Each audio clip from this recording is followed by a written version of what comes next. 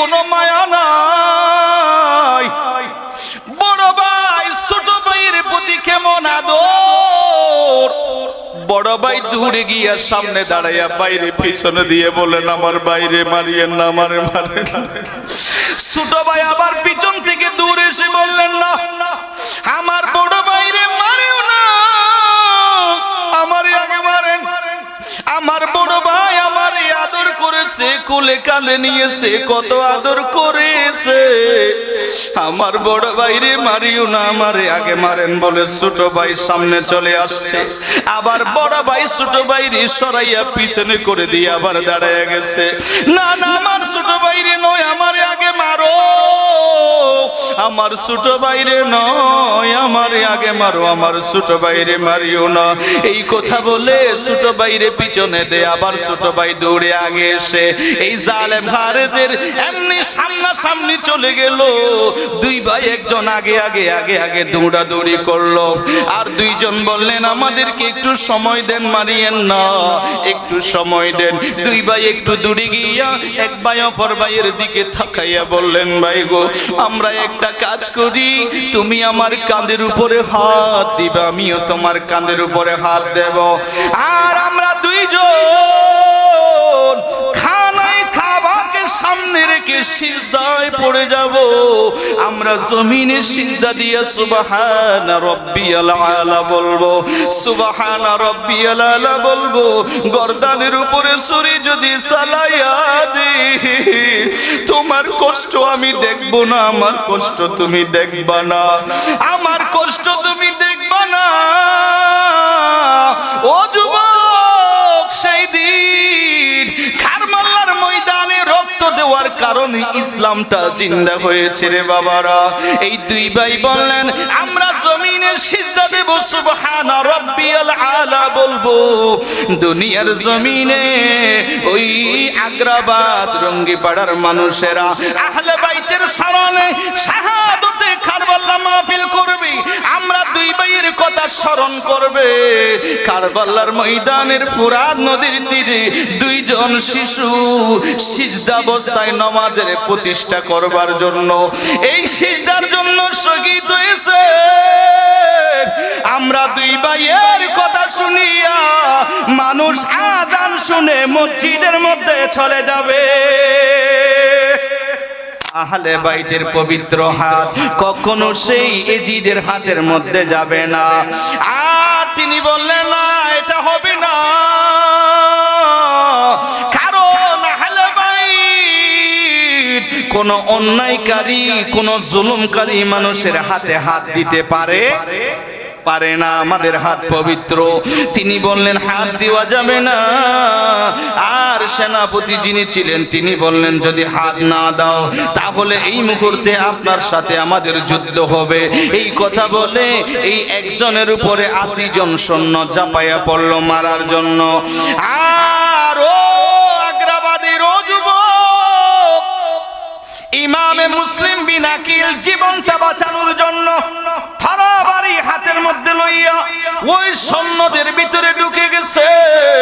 এজিদি সৈন্যদের ভিতরে ঢুকিয়ে এমন ভাবে যুদ্ধ করলো, বাবাজিরা আমার, একটা বাঘ যদি 80টা কুকুরের ভিতরে ঢুকে যেমনি ভাবে আক্রমণ করে, এই নবী পরিবার আওলাদ রাসূল ওই দুনিয়ার কুকুরদেরকে সেইভাবে আক্রমণ করতেছে। সুবহানাল্লাহ বলে। ইমানদারের শক্তি আছে না নাই? ইমানদাররা জীবনের পরোয়া করে, ইমানদাররা জীবনের পরোয়া করে না। কিতাবে লেখে 80টা কুকুরের ভিতরে একটা বাঘ ঢুকলে যেই রকম আক্রমণ করে, মুসলিম বিন আকিল সেইভাবে আক্রমণ করা আরম্ভ করলো। কারণ একজন ইমানদারকে যদি এক পাল্লায় দেওয়া হয়, 80টা দুনিয়ার বেঈমান কাফেরকে যদি আরেক পাল্লায় দেওয়া হয়, তারপরেও ইমানি শক্তি দিয়া ওই ইমানদারের পাল্লা বাড়ি হবে। এবার তিনি যুদ্ধ করলেন, দেখা যায় 80 জনেরা ওনারা পালায় পালায় চলে যায়। এমনকি ওনাদের ছত্রভঙ্গ ওরঙ্গি পাড়ার যুবক ভাইরা ও মুরব্বী বাবারা শেষ পর্যন্ত ওনার একজনের সাথে ওনারা ভয় পাইতে লাগলো, কাছে আসতেছে না। সেনাপতি যিনি ছিলেন তিনি সবাইরে বললেন কাছে যাইও না, তোমরা একটা কাজ করো, দূর দূর থেকে বড় বড় পাথর ওনার দিকে তোমরা মারো। ওনার দিকে পাথর মারা আরম্ভ করলো, চতুর্দিক থেকে দূরে দূরে থেকে বড় পাথর মারলো। আর নবীর বংশ আওলাদ রাসূল আহলে বাইতের সদস্য হযরতে মুসলিম বিন আকিলের হঠাৎ করে জবানের মধ্যে একটা বড় পাথর এসে লেগে গেল। এই জবানে পড়তে দেরি হয়, জবানের ঠোঁটগুলো ছিঁড়ে গেল, রক্তাক্ত হয়ে গেল, জর্জর করে রক্ত পড়া আরম্ভ হলো। আর উনি দৌড় দিয়ে ওই মহিলার ঘরের মধ্যে চলে গেল, ডাক দিলেন, আম্মা জান, মেহেরবানি করে একটু পানি দেন, একটু পানি খাইব। ও যুবক, আগের যুগে আমাদের দাদিরা নানিরা কোথাও কেউ যদি কাটা যাইতো, রক্ত আসতো, কি খাওয়াইয়া দিত? পানি খাওয়াইয়া দিত। মাশাআল্লাহ, পানি খাওয়াইয়া দিত। হযরত মুসলিম ওই তাওয়া নামক মহিলার ঘরের মধ্যে যখন ঢুকলো, ওই মহিলা কলসি থেকে এক গ্লাস পানি এনে দিল। পানিটা যখন এনে দিল, আর মুসলিম পানিটা খাওয়ার জন্য যখন জবান এনে, কিতাবে লিখি জবানে নিতে দেরি হয়, ওই জবানের রক্তগুলো এসে ওই পানিগুলো লাল হয়ে গেছে। রক্ত এসে ওই পানিগুলো যখন, গ্লাসের পানি যখন লাল হয়ে গেল, রক্ত খাওয়া যাবে না, ওই পানিগুলো ফেলে দিলেন। ওই মহিলা আরেক গ্লাস পানি এনে দিল। দ্বিতীয় গ্লাস খাওয়ার জন্য যখন জবানে এনে দ্বিতীয় গ্লাস পানিও রক্ত আসিয়া লাল হয়ে গেল, সেটাও খাইতে পারলো না, ফেলে দিল। ও যুবক, আমরা আজকে টুপি পেলাম, দাড়ি পেলাম, আজকে জুব্বা পেলাম, মসজিদ মাদ্রাসা পেলাম, আজকে যে আমরা ইসলাম পেলাম রে বাবারা, এই ইসলামটা পেয়েছি ইমাম হুসাইনের রক্তের বদৌলতে, আহলে বাইতের রক্তের বদৌলতে আজকে ইসলামটা পেয়েছি বাবারা। হযরত ইমাম মুসলিম বিন আকিল 2 গ্লাস পানি ফেলে দিল। ওই মহিলা আওলাদে রাসূলের ভক্ত দৌড়ে যাইয়া তৃতীয় গ্লাস আরেক গ্লাস পানি এনে দিল। ও মুসলিম, ও নবী পরিবার, হ্যাঁ এই গ্লাস পানিটা নেন, একটু খান। তৃতীয় গ্লাস পানি খাওয়ার জন্য যখন জবানে নিছে গো, আর এই গ্লাসটা তৃতীয় গ্লাস মুখের মধ্যে নিতে দেরি হয়, সামনের দুটো তাজা দাঁত ঠক করে গ্লাসের ভিতরে পড়ে যাইতে দেরি হয় না। সুবহানাল্লাহ। চিন্তা করছেন পাথরটা কেমন ভাবে পড়লো? 3 গ্লাস পানি খাইতে পারে নাই, তৃতীয় গ্লাস পানিতে সামনের দুটো তাজা দাঁত গ্লাসের ভিতরে ঢুকে গেছে। পানি খাওয়ার জন্য নেওয়ার সাথে সাথে পানি ফেলে দিল। ওই মহিলা বললেন, ও নবীজির বংশ, আপনাকে পানি খাওয়াইতে পারলে নবী খুশি হবে, দেন আবার আনি। তিনি বললেন, আম্মা জান গো, আল্লাহ রাব্বুল আলামিন দুইটা জিনিস, আল্লাহ বলেন, বান্দা দুইটা জিনিস নিয়ে আমি আল্লাহর কাছে চাও, আমি আল্লাহর কাছে চাইতে দেরি হয়, আমি আল্লাহ দিতে দেরি হয় না। 1 নম্বরে ধৈর্য, 2 নম্বরে নামাজ। ওয়াস্তাঈনু বিস-সাবরি ওয়াস-সালাহ। ও যুবক, মুসলিমের জন্য চতুর্থ গ্লাস পানি আনার জন্য ওই মহিলা চাইলো। তার তিনি বললেন, আম্মু আমার জন্য পানি আনবেন না, পানি আনা আমার জন্য লাগবে না, আমার জন্য দুনিয়ার আর মনে হয় কোনো পানি নাই। আম্মা আমার মন বলছে আমার জন্য রহমতুল লিল আলামিন নবী হাউজে কাউসারের পানি নিয়ে দাঁড়ায় আছে। ও মুরব্বী বাবারা, ও যুবক, পানি খাই খায় নাই পানি না খেয়ে ওই সৈন্যদের ভিতরে ঢুকে গেল। 80 জন সৈন্য, একজন কতক্ষণ লড়াই করবে? কিছুক্ষণ পরে উনি দুর্বল হয়ে পড়ে গেল। আর ওনারে ধরে একটা গাধার পিঠের উপরে উঠাইয়া তরবারিটা কেটে নিয়া ওবাইদুল্লাহ ইবনে জিয়াদের কাছে নিয়ে গেল। ওবাইদুল্লাহ ইবনে জিয়াদ বললেন, মুসলিম রে, এই মদিনা পাক থেকে কুফায় কেন এসেছো? বলে, আমি এমনি আসি নাই, এই কুফার মানুষ আমার ভাই হুসাইনকে দাওয়াত দিয়েছে, চিঠি দিয়ে দাওয়াত দিয়েছে, এমনি আসি নাই, দাওয়াত পেয়ে এসেছি। সুবহানাল্লাহ বলে। আমার এই ছোট ভাইটা আমি উঠার আগে একটা গজল গাইছি, মনে আছে না আপনাদের? কত সুন্দর, আল্লাহ ওনারে কবুল করুক, আমিন বলেন। মাশাআল্লাহ, অত সুন্দর এই গজলটা দেখেন। আমার ভাই হুসাইনকে দাওয়াত দিয়েছে, সেজন্য এসেছি।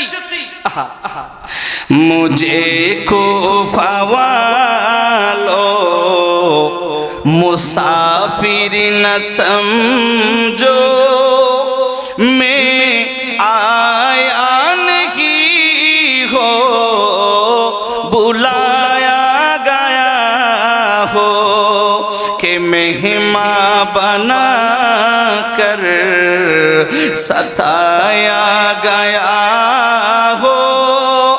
मैं आया नहीं हो बुलाया गया हो। हे কুফাবাসী আমায় মুসাফির ভেবো না, হে কুফাবাসী আমায় মুসাফির ভেবো না। আমি এমনিতে আসিনি, দাওয়াত দিয়ে এসেছি। আমি এমনিতে আসিনি, দাওয়াতে এসেছি। ঠিক না?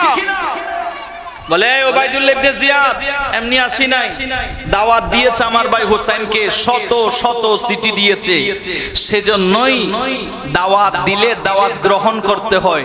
কথা বলেন ঠিক কিনা? মুসলমানের কিছু হক আছে, সালাম দিলে উত্তর দিতে হয়, মানুষ মারা গেলে জানাজা পড়তে হয়, এগুলো মুসলমানের হক। আমাকে দাওয়াত দিয়েছে, সেজন্য এসেছি, এমনি আসি নাই।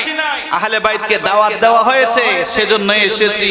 তো ওবাইদুল্লাহ ইবনে জিয়াদ বললেন, মুসলিম জবান দিয়ে বলো যে তোমার হাত দিয়া তুমি এজিদের হাতে হাত রেখে তুমি বায়াত গ্রহণ করবা, সেটা বলো। বলে, না, আমরা অন্যায়কারী কোন মানুষকে, কারণ এজিদ ছিল মদকুর, খেয়াল করবেন, এই এজিদ ছিল বেনামাজি। এজিদ নামাজে মসজিদে আজান হতো, এজিদ মসজিদের মধ্যে যাইতো না। একজন বেনামাজি মানুষকে যদি ইমাম হোসেন যদি হাত দিয়ে যদি বায়াত গ্রহণ করে, তো শরীয়তের দলিল হয়ে যাইতো আজান শোনার পরেও মসজিদে না যাওয়াটা জায়েজ হয়ে যাইতো। নাউজুবিল্লাহ বলেন। কারণ নবীজির বংশ, নবীজির আওলাদ, এরা হলো শরীয়তের দলিল। মানুষ বলতো মদ খাওয়াটা জায়েজ হয়ে যাইতো, কেন? বলে মদদি মানুষকে ইমাম হুসাইন মেনে নিয়েছে, মদদি মানুষের হাতে হাত দিয়েছে ইমাম হুসাইন, সুতরাং মদ খাওয়া জায়েজ হয়ে যাইতো। বাবার আমার, ইমাম হুসাইন ক্ষমতার জন্য নয়, ইসলামকে জিন্দা করার জন্যই ইমাম হুসাইন বরদান দিয়েছে। কথা বলেন ঠিক কিনা? शहीद हुसैन असल में मर गए जीते हैं, इस्लाम जिंदा होता है हर करबला की बात। কথা বলেন ঠিক কিনা? শাহ আস্তে হুসাইন, বাদশাহ আস্তে হুসাইন। হাই হাই হাই, ইমাম হুসাইন গর্দান দিয়ে তিনি মরে নাই, তিনি জিতে গেছেন। তিনি হেরে যায় নাই, তিনি জিতে গিয়েছে। আজ এজিদের নাম কোন সন্তানের নাম মানুষ রাখে, কিন্তু হাজার হাজার কোটি লক্ষ লক্ষ হুসাইন আছে না নাই? হাসান আছে না নাই? আছে। ইমাম হুসাইন জিতে গিয়েছে। তিনি বললেন, আমার হাত কখনো নাপাকি হাতে যাবে না। তখন বললেন, তাইলে তোমারে এজিদের অর্ডার, তোমার গর্দান দেহ থেকে ফেলে দেব। তখন তিনি বললেন, আমার যদি শহীদ করে দাও, আমার তিনটা ওসিয়ত আছে। কয়টা? তিনটা ওসিয়ত আছে। মুসলিম বলেন আমার তিনটা ওসিয়ত আছে। তখন তিনি কাকে দেখবে? মানুষ তো সবাই বেঈমানি করেছে, সেখানের ভিতরেও কিছু ভালো মানুষ ছিল। একজনকে দেখতে পেলেন, ওনার নাম কাজী সোরাই। তিনি ছিলেন বিচারক। সেই কুফার ভালো মানুষ, আহলে বাইতের মহব্বত করত, আপনাদের মতো হাসান হুসাইনকে মহব্বত করত। এই মুহররম মাস আসলে হাসনাইনে করিমাইনের মহব্বত, প্রেম, ভালোবাসা জাগ্রত হয়। কথা বলেন ঠিক কি না? আমার বাবাজিরা আমার, তখন তিনি বললেন, এ ভাই কাজী সোরাইকে একটু এদিকে আসেন। তিনি যখন আসলো, এসে বললেন, ভাই আমাকে শহীদ করে দেবে, আমার তিনটা ওসিয়ত আপনি একটু পালন করিয়েন। বলে কি ওসিয়ত? বলে ভাই শুনেন, প্রথম নম্বর ওসিয়ত, আমি কুফায় আসার পরে আমার 700 দিরহাম কর্জ হয়েছে। কয়শত? 700 দিরহাম কর্জ হয়েছে। এই 700 দিরহাম গুলো আপনি একটু আমার তরবারিটা বিক্রি করে পরিশোধ করে দিয়েন। সুবহানাল্লাহ। দ্বিতীয় নম্বর, ভাই আমাকে যখন শহীদ করে দেবে, আমার দেহটাকে আপনি একটু সুন্দরভাবে কাফন দাফন জানাজা পড়াই একটু দাফন করে দিয়েন। আর একটু জোরে। দ্বিতীয় নম্বর। তৃতীয় নম্বর, আমার আর একটা ওসিয়ত হলো, ভাই আমার সাথে আমার দুইটা ছেলে আসছিল, মোহাম্মদ ইব্রাহিম 8 বছর 6 বছরের ছেলে, ওনাদেরকে একটু আপনি মদিনার রাস্তা দিয়ে একটু মদিনায় পৌঁছাইয়া দিয়েন। কয়টা ওসিয়ত করলেন? তিনটা ওসিয়ত করলেন। ওসিয়ত করার পরে ওবাইদুল্লাহ ইবনে জিয়াদ বললেন, এ জাল্লাদ, এই মুসলিম বিন আকিলকে উপরে নিয়ে যাও, গভর্নিং হাউসের ছাদের উপরে নিয়ে ওনার দেহ থেকে সেরটাকে আলাদা করে দাও। এই কথা বলে ওনাকে যখন নিয়ে গেলেন, তরবারি চালাবে গর্দানের উপরে, শরীর থেকে দেহ আলাদা করে দেবে, শহীদ করে দেবে। তখন জল্লাদকে বললেন, ভাই একটু ওয়েট করেন, আমাকে 2-1 মিনিট সময় দেন, আমি এই মুহূর্তে একটা আখিরি সালাম আমি নবীজির কদমে পৌঁছাইয়া দিতাম। সেই সময়ও আমার নবীজিকে বলে নাই, নবীজির দুরুদের কথা বলে নাই। আমার হুসাইন শহীদ করে দেবে। সীমারকে বললেন, সীমার রে, জোহরের ওয়াক্ত, আজকে জুমার দিন, আমার একটু সময় দে 2 রাকাত নামাজ পড়ার জন্য। নিশ্চিত শহীদ হয়ে যাবে। এরপরেও বললেন, আমার 2 রাকাত নামাজের জন্য সুযোগ দাও। আর আমরা মসজিদে যাওয়ার জন্য আমাদের কোনো ভয়ভীতি আছে? কেউ মেরে ফেলবে, জবে করে দেবে, এরকম কোনো ভয় আছে?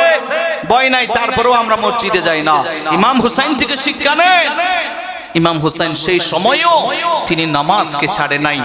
তখন জাল্লাদকে বললেন, জাল্লাদ রে, আমার একটু সময় দে, 2 রাকাত নামাজ পড়তাম। সুবহানাল্লাহ।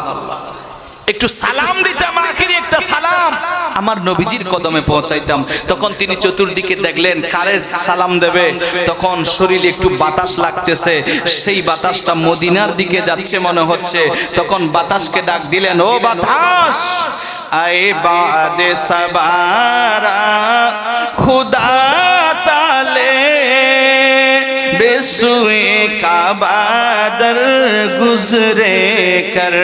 খাবার দিকে বাতাস যাচ্ছে, ও বাতাস, আমার একটা সালাম মদিনায় রওজা পাকে একটু পৌঁছাইয়া দিস। আর একটু জোরে বলেন না সুবহানাল্লাহ। তুবাল হাওয়া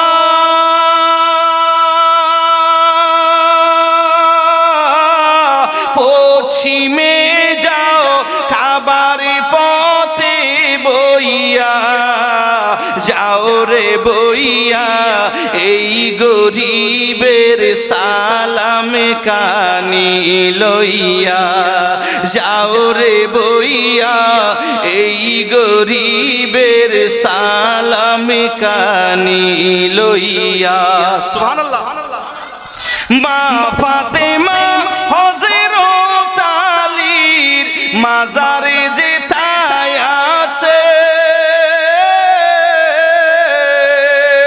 আমার সালাম দিয়া আইসো তাদের পায়ের কাছে।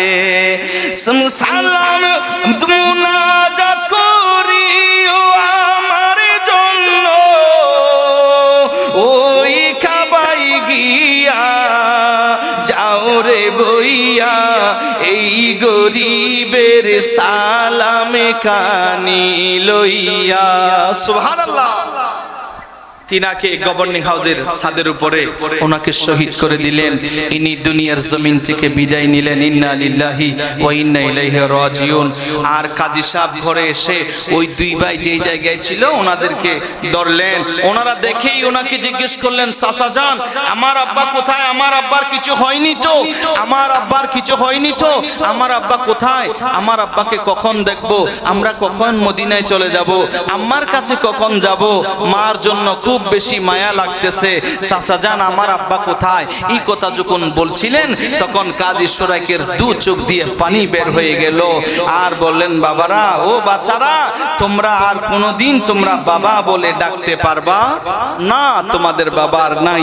এই কথা বলেই এই দুই ভাই এক ভাই অপর ভাইকে ধরে ধরে কান্না করলেন আর কাজী সুরাই বললেন বাবারা তোমার বাবা আমাকে ওসিয়ত করেছে তোমাদেরকে যেন মদিনার রাস্তা দিয়ে যেন মদিনায় পৌঁছায়া দিই আর কাজী সুরাইকের সন্তান একজন আসাদ ছিলেন আসাদকে বললেন বাবা এদিকে আসো এই দুই ভাইকে ধরে তুমি আজকে বাবুল ইরাকাই নামক যাও সেই জায়গা থেকে একটা কাফেলা মদিনায় যাবে এই কাফেলার ভিতরে ব্যবসায়ী কাফেলার ভিতরে করে এই দুইজন ছেলেকে তুমি একটু মদিনায় চলে যাওয়ার জন্য ব্যবস্থা করো যাও দুই ভাইকে নিয়ে যাও এই কাজী সুরাইয়ের সন্তান আসাদ দুই ভাইকে ধরে ধরে খুব দ্রুত চলে গেলেন যাইতে দেরি হয় ভাগ্যের নির্মম পরিহাস একটু আগেই সেই কাফেলা সেখান থেকে চলে গেছে সেখান থেকে চলে গেছে আর উনি বললেন আসাদ বললেন আপনারা দুই ভাই এই রাস্তা দিয়ে দৌড়েন এই যে নিচে দেখেন ওই যে গোড়ার পায়ের চিহ্ন দেখা যাচ্ছে এই গোড়ার পায়ের চিহ্ন দেখে দেখে আপনারা দৌড়েন ওই কাফেলা বিরতি দেবে সেই জায়গায় আপনারা দুই ভাই পাবেন আর ওদের সঙ্গে আপনারা মদিনায় চলে যাইতে পারবেন এই রাস্তা দিয়ে দৌড়েন তখন দুই ভাই দৌড়তেছে মরুভূমি এলাকা পাহাড়ি এলাকা কত দূর যাওয়ার পরে রাস্তা হারাই ফেলছে আর রাস্তা যখন হারাই ফেলছে ইবনে জিয়াদের সৈন্যরা পাইছে পাওয়ার পরে ইবনে জিয়াদের কাছে নিয়ে গেছে ইবনে জিয়াদ বললেন আপাতত দুইজনকে জেলের মধ্যে বন্দী করে রাখো এজিদ যেটা বলবে সেটাই করব দুইজনকে জেলের ভিতরে বন্দী করে রাখলেন আর সেই জেলের একজন পুলিশ ছিলেন মেইন যিনি দায়িত্ব পালন করত ওনার নাম হযরতে মশকুর রাদিয়াল্লাহু তাআলা আনহু আহা ভালো মানুষও আছে না নাই বাবা আছে রাত গভীর যখন হলো সে দেখতে পেলেন জিয়ালের ভিতরে পূর্ণিমা চন্দ্রের মতো পূর্ণিমা রজনীর মতো চাঁদের মতো দুইটা চেহারা জ্বলতেছে তিনি জিয়ালের ভিতরে ঢুকে বললেন আপনারা বাসারা বলে চাচা জান আমরা মুসলিমের দুই ছেলে মদিনার রাস্তা হারাই ফেলছিলাম সৈন্যরা এসে আমাদেরকে জিয়ালের ভিতরে ঢুকাই দিছে আমরা যদি মদিনায় চলে যাইতে পারতাম আমার বাবাকে শহীদ করে দিয়েছে তখন তিনি চিনলেন আর তিনি বললেন বাসারা তোমরা মনে কষ্ট নিও না আমি তোমাদেরকে মদিনায় চলে যাওয়ার ব্যবস্থা করব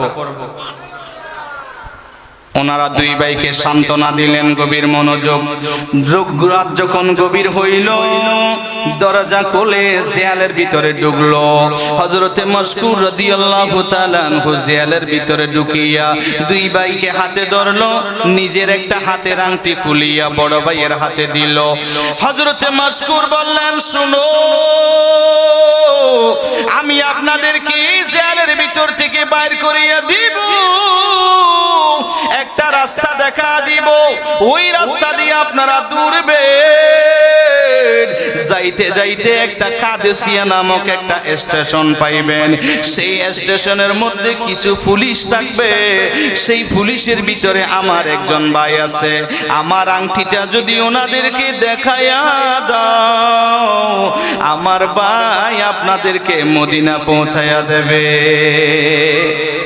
গভীর রাত্রিতে জিয়ালের ভিতর থেকে ওই দুইজন আওলাদে রাসূল ছোট ছোট ছেলেদেরকে বের করলো নিজের আংটিটা দিয়া রাস্তা দেখা দিছে রাস্তা দিয়া দুই ভাইকে এবারে সরাইয়া দিল সকাল যখন হলো আমার জেলের মধ্যে যখন দুইজন ছেলেকে পাওয়া গেল না ওবাইদুল্লাহ ইবনে জিয়াদ বললেন কে বের করে দিয়েছে হযরতে মশকুর বলে মশকুরে ডাকো তিনি আসলেন আসার পরে বললেন কেন বের করে দিয়েছো আর তিনি বললেন ওবাইদুল্লাহ মনে কি বই লাগে না যেই নবীর কলমা পড়েছো সেই নবীর আওলাদকে কষ্ট দাও? মনে কি বই লাগে না কাল হাসরের ময়দানে নবীজির সামনে কিভাবে চেহারা দেখাইবা, কিভাবে নবীজির উম্মত বলে পরিচয় দিবা? আমি ওই নবীর আওলাদ রাসূল, সেজন্য নবীর আওলাদ রাসূলকে সম্মান দেওয়ার জন্য বের করে দিয়েছি। এবার ওবাইদুল্লাহ বললেন, ওনারে বন্দী করো, ওনারে তরবারি দিয়ে মারিও না, বেতের আঘাত দিয়া, আর ওনারে বেতের আঘাত দিয়া কষ্ট দিয়া মারো। জল্লাদ এবার হযরতে মশকুর রাদিয়াল্লাহু তাআলা আনহুকে বেঁধে ফেললো। অপরাধ কি? দুইজন আওলাদ রাসূলকে জেল থেকে ছোট ছোট ছেলেরে বের করে দেওয়া অপরাধ।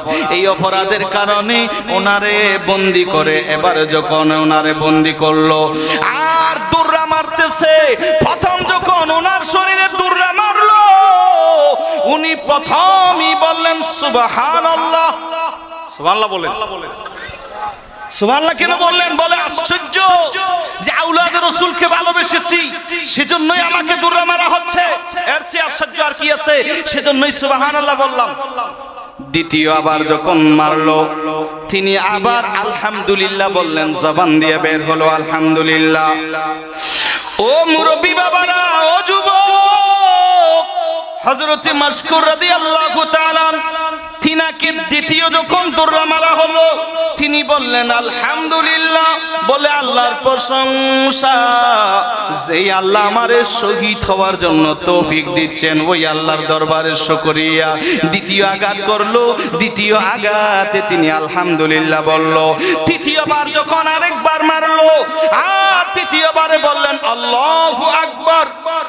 আল্লাহু আকবার বলে ডাক দিছে। কিতাবে লেখে এইভাবে মারতে মারতে 80টা বেতের আঘাত ওনারে মারলো। শেষ পর্যন্ত ওনার জবানটা বন্ধ হয়ে গেল, জমিনে পড়ে গেল।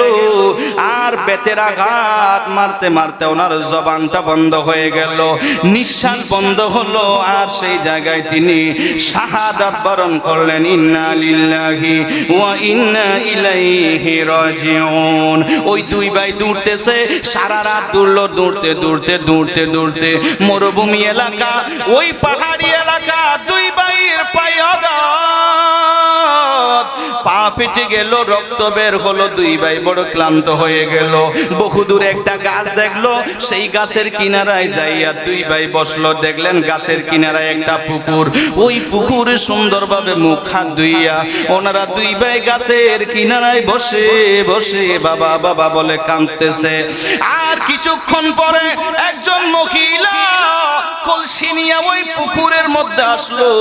পুকুরে আসার পরে দেখলেন গাছের কিনারায় দুইটা পূর্ণিমা রজনীর চাঁদের মতো চেহারা, এত সুন্দর দুইটা ছেলে বাবা বাবা বলে কাঁদতেছে। এই মহিলা কলসিটা রেখে দুইজনের কাছে চলে গেল আর বললেন, ও বাছারা, আপনাদের বাড়ি কোথায়, নাম কি, কেন কান্দো? দুই ভাই বললেন, মা আমাদের বাড়ি এই জায়গায় নাই, একটু করে বলিয়া দেন মদিনা কোন দিকে যায়, মদিনার রাস্তাটা হারাইয়া ফেলছি। আম্মা জান আমাদেরকে বলেন মদিনা যাইতে কোন দিকে হাঁটতে হয়।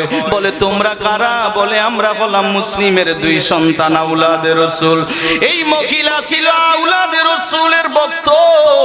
তিনি বললেন, আমি একজন বান্দি, আমি এক মালিকের ঘরে কাজ করি, আমি একজন গোলাম, আমার যিনি মালিক আছে ওই মহিলা বড় আওলাদে রাসূলের ভক্ত, ওই আওলাদে রাসূলকে বড় ভালোবাসে। তোমাদেরকে যদি পায় আমার মালিক বড় খুশি হইবে। কান্দিও না, তোমরা আমার সঙ্গে আসো, মালিকের কাছে নিয়ে যায়, মালিক বড় খুশি হবে, তোমাদের মদিনায় যাওয়ার ব্যবস্থা করে দেবে। এই মহিলা এবার ওই দুইজনকে ধরে মালিকের কাছে নিয়ে গেল। মালিক ওই আওলাদে রাসূলকে পাওয়ার পরে বড় খুশি। বড় খুশি হইল। বড় খুশি হইয়া উনি বড় মেহমানদারি করা আরম্ভ করলো। বললেন আমার ঘরে দুইজন আওলাদ রাসূলের দুটো ফুল আমাদের ঘরে আসছে, আজকে আমি ধন্য। কাল হাসরের ময়দানে এটাই আমার জন্য নাজাতের একটা উসিলা হতে পারে। এই মহিলা সুন্দর মেহমানদারি করলো। দুইজন রে বললেন তোমরা কষ্ট নিও না, তোমাদেরকে মদিনায় যাওয়ার একটা ব্যবস্থা আমি করব। এই কথা বলে সুন্দর মেহমানদারি করলো, ভালোভাবে খাওয়াইলো। আর ওই মহিলা পাশের রুমের মধ্যে সুন্দরভাবে দুইজনকে শোয়াইয়া দিল, বলে আপনারা এখানে সুন্দরভাবে শুইয়া যান। কিন্তু বড় দুঃখ গো, ওই মহিলার স্বামী বড় জালেম ছিল, ওই মহিলার স্বামী বড় দুনিয়া লোভী ছিল। রাতে যখন আসলো ওই মহিলা বললেন বিবিরে তাড়াতাড়ি খাবার কি আছে তাড়াতাড়ি দাও। বলে কি জন্য? বলে ওবাইদুল্লাহ ইবনে জিয়াদ স্বর্ণ মুদ্রার পুরস্কার ঘোষণা করেছে। বলে কি জন্য? বলে জেল থেকে দুই ভাইকে বের করে দিয়েছে, মুসলিমের সন্তানকে বের করে দিয়েছে। যে এনে দিতে পারবে তার শত স্বর্ণ মুদ্রা দিবে। আজকে আমি কুফার অলি গলি তন্ন তন্ন করেছি, কোথাও পাই নাই। যদি দুইজন ছেলেরা যদি পেয়ে যায় আমি তো দিনে দিনে কোটি কোটিপতি হয়ে যাব। আর বিবি বললেন স্বামী রে, আওলাদের রাসূলকে কষ্ট দিয়া তুমি তো কোনোদিন নবীরে পাইবা না, নবীর সুপারিশ পাইবা না, নবীর উম্মত কিভাবে দাবি করো? স্বামীর জবানে যেই বলছো আর কোনোদিন এই কথা বলিও না। এই আওলাদের রাসূলরে কষ্ট দিলি রহমতুল লিল আলামিন নবী কষ্ট পাবে। এই জালেম হারেসে বলল বিবিরে আমার সামনে তোমার বয়ান করার দরকার নাই, বয়ান বন্ধ করো।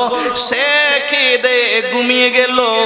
রাত যখন গভীর হলো, এবার দুই ভাই যেই রুমের মধ্যে ঘুমাইছিল বড় ভাই ঘুম থেকে উঠে গেছে। সুবহানাল্লাহ, মনোযোগ আসেনি বাজার? আমি কি এখান থেকে একটা এখান থেকে একটা এখান থেকে একটা এরকম বলতেছি না? ধারাবাহিক একটু মনোযোগ দেন বাবা, কষ্ট লাগতেছে না তো? আলোচনা কি চলবে না শেষ করে দিব? আর বেশিক্ষণ না, সময় কাছাকাছি আইতেছে, একটু ধৈর্য ধরেন বাবা। আল্লাহ কবুল করো, আমিন বলেন। কষ্ট হইতেছে না তো? আল্লাহ কবুল করো, আমিন বলেন। বড় ভাই উঠে ঘুম থেকে ডাকতেছে ছোট ভাই রে, এ ছোট ভাই উঠো উঠো উঠো। বিছানার মধ্যে থেকে ছোট ভাই উঠে গেল, উঠে বসলো। বড় ভাই জিজ্ঞেস করলেন ভাই তোমারে একটা কারণে আমি জাগাইছি। বলে কি জন্য জাগাইছো? বলে ভাই আমি একটা স্বপ্ন দেখছি, সেটা বলবার জন্য তোমারে জাগাইছি। ও আগ্রাবাদীর ও যুবক, আওলাদের রাসূলের কথা গভীর মনোযোগ। এই ভাই বড় ভাই ছোট ভাইরে বললেন ভাই গো, একটু আগে স্বপ্ন দেখলাম রহমতুল লিল আলামিন দয়াল নবীর, রহমতুল লিল আলামিন মায়ার নবীর স্বপ্ন দেখলাম, মাওলা আলী শের খুদার স্বপ্ন দেখলাম, মা ফাতেমার স্বপ্ন দেখেছি, আমার আব্বা জান মুসলিম বিন আকিলের স্বপ্ন দেখেছি গো। আমার নবীজি জিজ্ঞেস করলেন আমার আব্বা জান রে, ও মুসলিম কুফায় যাওয়ার সময় তোমার সন্তানেরও তুমি নিয়েছিলা, তুমি একা চলে এসেছো, তোমার ছেলেগুলো কই? আমার আব্বা জবাব দিয়েছে ইয়া রাসূলুল্লাহ ইয়া হাবিবাল্লাহ, আমি যেই রাস্তা দিয়ে এসেছি আমার সন্তানও সেই রাস্তা দিয়ে আসতেছে। ছোট ভাই বললেন ভাই আপনি যেই রকম যাকে যাকে স্বপ্ন দেখেছেন, ও বড় ভাই গো আমিও ঠিক সেই রকম স্বপ্ন দেখেছি। তুমি যেই রকম স্বপ্ন দেখেছো এক বিন্দু পরিমাণ এদিক ওদিক না রে ভাই। তুমি যেই রকম স্বপ্ন দেখেছো ঠিক আমিও সেই রকম স্বপ্ন দেখেছি। নবীজি আব্বারে জিজ্ঞাসিল তোমার ছেলেগুলো কই? আমার আব্বা জবাব দিয়েছে আমার ছেলেগুলো আমার রাস্তা দিয়ে আসতেছে। সুবহানাল্লাহ। দুই ভাই আর ঘুমায় না, এক ভাই অপর ভাইকে ধরে ধরে কান্দে, বাবা বাবা বিছানায়, পাশের রুমের জালেম ঘুম থেকে উঠে গেছে। জালেম হারেস ঘুম থেকে উঠে গেছে, বিবিরে জিগায়, বিবিরে কই জানি কান্দে। বাবা বলে কান্দে, ছেলের কান্নার আওয়াজ পাওয়া যায়। বিবি বললেন স্বামী আমার আমাদের ঘরে না অন্য কোন ঘরে মনে হয় কান্দে, অন্য কারো ঘরে মনে হয় কান্দে, স্বামী ঘুমায়া যান। এই জালেম হারেস বলে বিবি রে এই পাশের রুমেই তো ঘুমায়, কান্নার আওয়াজ পাওয়া যাইতেছে। ঘুম থেকে উঠে গেল, ঘুম থেকে উঠে ওই রুমের মধ্যে চলে গেল। দরজা খুলিয়া দেখে পূর্ণিমা রজনীর মতো সুন্দর দুইটা ছেলে বাবা বলা বলে কাঁদতেছে। এই জালেম হারা জিজ্ঞেস করলে কে তোমাদের বাবা, তোমাদের বাড়ি কই? এই দুই ভাই বললেন আমাদের বাবার নাম হলো মুসলিম বিন আকিল, আমরা আওলাদে রাসূল, আমরা নবী পরিবারের সদস্য। এই কথা যখন বলল এই জালেম হারেস আর দেরি করলো না, দুইজনকে ধরলো, এই রুম থেকে বের করে আনছে। বের করে এনে সকাল পর্যন্ত ওনার হাত থেকে ছাড়া করে নাই, সারা রাত পাহারা দিল। সকালবেলা যখন হলো দুই ভাইকে নিয়ে যাইতেছে, বিবি বুঝাইতেছে ও স্বামী গো এই দুইটা ছেলের কোথায় নিয়ে যাইতেছেন? বলে ফোরাত নদীর পাড়ের দিকে। বিবি সামনে গিয়ে দাঁড়ায় গেছে, ও স্বামী আমার আওলাদে রাসূল রে কষ্ট দিও না, আমার নবী কষ্ট পাবে। আওলাদে রাসূলকে ব্যথা দিলি আমার নবীজি ব্যথা পাবে, মা ফাতেমা কষ্ট পাবে। ও আওলাদে রাসূলকে যদি কষ্ট দাও নবীজিকে কিভাবে আপনি চেহারা দেখাইবেন? রহমতুল লিল আলামিন দয়াল নবীজির উম্মত কিভাবে দাবি করবেন? এই কথা যখন বলল, এই কথা যখন বললেন, এবার বললেন স্বামী গো আওলাদে রাসূল রে আপনি কষ্ট দিয়েন না। সুবহানাল্লাহ বলেন। কষ্ট হইতেছে না? না না না বাবারা, আপনাদের বিরক্ত লাগতেছে না তো? আল্লাহ কবুল করুক, আমিন বলুন। মনোযোগ আছে তো আপনাদের? কিতাবে লেখে স্বামীর পা জড়াইয়া ধরলেন, স্বামী রে এই আওলাদে রাসূলকে কষ্ট দিয়েন না, আমার নবী কষ্ট পাবে, ছোট ছোট ছেলে এদেরকে একটু ছেড়ে দেন। আপনার টাকা পয়সা প্রয়োজন হলে এদেরকে বিক্রি করে দেন, টাকা পাবেন, তারপরে এদেরকে কিছু করিয়েন না। বারবার এই জালেম হারেস মহিলাকে লাঠি মেরে নিয়ে যাইতেছে, দুই ভাইকে ধরে ফোরাত নদীর পারে নিয়ে গেল। কিতাবে লেখা ওনাদের ঘরে একটা ছেলে ছিল, সেই ছেলেও দৌড়তেছে। বাবা মা যদি দৌড়ে ছেলে কি বসে থাকবে? ছেলেটাও দৌড়তেছে। ফোরাত নদীর পারে যখন গেল, জালেম হারেস তরবারি বের করে ছেলেরে দিয়ে কয় এই দুইজনের গর্দানে তরবারি মারো। নাউজুবিল্লাহ। মা চিৎকার মারলেন, বাবা এদের গায়ে আঘাত দিও না, এদের মনে কষ্ট দিও না, আমার নবী কষ্ট পাবে। তখন ছেলে বললেন বাবা আমি এদেরকে কেন মারবো? ওনারা তো আমার কোনো দোষ করে নাই, ওরা তো আমার কোনো দোষ করে নাই, এত সুন্দর নূরানি চেহারা, নবী বাগানের ফুল, এদেরকে কেন আমি কষ্ট দেব? এই জালেম হারেস তরবারি নিয়ে ছেলে থেকে ওই ছেলেগুলোরে মারার জন্য যখন সামনে আগায়, বিবি সামনে দাঁড়ায় গেলেন, স্বামী রে আপনি এদেরকে আঘাত করতে পারবেন না, এদেরকে মেহমান হয়ে আমার ঘরে আসছিল, স্বামী রে এদেরকে আঘাত করতে পারবেন না। কি করবেন? বলে এদেরকে শহীদ করব। বলে খবরদার, আমি মহিলা জীবিত থাকতে এই দুইজনকে আমি কিছু হতে দেব না। একজন মহিলা দেখেন আওলাদে রাসূলের প্রতি কত মুহাব্বত না। শেষ পর্যন্ত তিনি বললেন স্বামী রে শোনো, আমার রূহ যতক্ষণ থাকবে ততক্ষণ আমি এদেরকে কিছু হতে দেব না। এই জালেম যখন তরবারি মারার জন্য এদের দিকে যায়, এই মহিলা ডাক দিলেন, ও স্বামী, যেই মানুষের কলবে আওলাদে রাসূলের প্রতি মুহাব্বত নাই, নবীর বংশের প্রতি মুহাব্বত নাই, সেই রকম কোন স্বামী আমার দরকার নাই। এ স্বামী আমার, ফোরাত নদীর পারে আমি তোমারে বললাম তুমি আমার স্বামী নয়, আজ থেকে তুমি 1 তালাক, 2 তালাক, 3 তালাক, কয় তালাক? 3 তালাক তোমারে দিয়া দিলাম, তুমি আমার স্বামী নয়। যেই স্বামী আওলাদে রাসূলের গায়ে হাত উঠাইতে পারে ওই রকম স্বামী আমার দরকার নাই। এই মহিলা এবার ওনার উপরে যাইয়া তরবারিটা কেড়ে নেওয়ার জন্য চাইলো, কিন্তু মহিলা মানুষ সেই জালেম হারেস ছিল তীরন্দাজ, বড় ফলওয়ান ছিল, যুদ্ধের জন্য বড় পারদর্শী ছিল। এই জালেম হারেস ওনাকে একটা লাথি মেরে জমিনের মধ্যে ফেলে দিল। এই মহিলা আবার উঠে ওনার তরবারিটা কেটে নেওয়ার জন্য যখন চাইলো, চুল দাড়িগুলো যখন টানা আরম্ভ করলো, এই জালেম হারেসের রাগ চলে আসলো, এমন ভাবে একটা তরবারির আঘাত ওনার মাথার উপরে দিয়ে দিল। এই মহিলা ওই তরবারির আঘাতটুকু হাইয়া দাঁড়াইতে পারলো না, ওই মহিলা জমিনের মধ্যে পড়ে গেল। এই মহিলার ঝর ঝর করে রক্ত বের হলো, রক্ত যাইতেছে। এই মহিলা খাটা মুরগির মতো দরপর করতেছে, আর ওই সন্তানটা দূরে যাইয়া ওই বাবার তরবারিটা কেড়ে নেওয়ার জন্য চাইলো।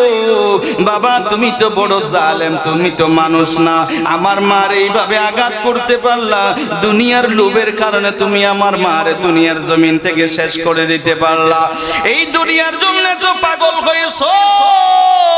ও বাবা কেন এত লোভী হয়ে গেল? এই কথা বলে উনিও ওনার তরবারিটা কেড়ে নেওয়ার জন্য যখন চাইলো, ওনার চুল দাড়ি টান মারলো, আর ওই নিজের সন্তানকেও মারার জন্য ওনার দিদা আসে নাই, মায়া আসে নাই, কিতাবে লেখে ওনার সন্তানের ঘায়ের উপরও তরবারি লাগাইয়া দিল। এই ছেলেটাকে তরবারি মেরে জমিনের মধ্যে ফেলে দিল। মার রুহু এখনো বের হয়ে যায় নাই। মা দেখতেছে নিজের সন্তানও জমিনের মধ্যে পড়ে। ওই সন্তানের রক্ত যখন মা দেখিল, মার হৃৎপিণ্ডের ক্রিয়া হঠাৎ বন্ধ হলো। ওই মা সেই জায়গায় শহীদ হয়ে গেল, ওই সন্তানও শহীদ হয়ে গেল। দুই ভাই দেখিয়া বড় আশ্চর্য, বাইরে যেই মানুষ নিজের বিবিরে মারতে পারে, যেই মানুষ নিজের সন্তানকে মারতে পারে, ওই মানুষ আমাদেরকে মারা কোনো ব্যাপার না। বড় ভাই বললেন, ছোট ভাই গো, কালকে গত রাত্রে যে দেখেছিলাম আমরা দুই ভাই বাবার কাছে যাইতেছি, আসলেই আমরা বাবার কাছে চলে যাব। আমার বাবা আমাদের জন্য অপেক্ষায় আছে, আমরা আজকে বাবার কাছে চলে যাব। আর ওই জালেম হারেস দুই ভাইয়ের দিকে যখন আসতেছে, বড় ভাই দূরে যাইয়া সামনে দাঁড়ায় গেছে, আমারে আগে মারেন, আমার ছোট ভাইরে আগে বাড়িয়েন না।